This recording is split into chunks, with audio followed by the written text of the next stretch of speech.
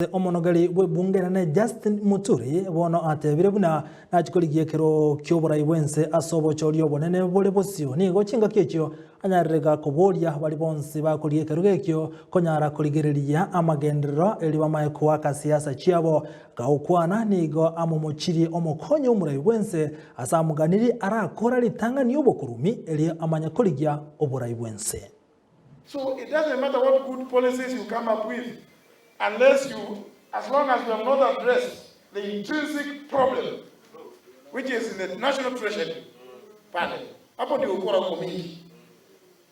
Kwa sababu kila mwaka unakuta tu, hii mwaka uliopita, miaka 5 iliyopita tulikuwa tunaweka milioni 10. Kwa hivyo hata mwaka hii tunaongeza milioni 5. Lakini hujajiuliza ilifanya kazi gani?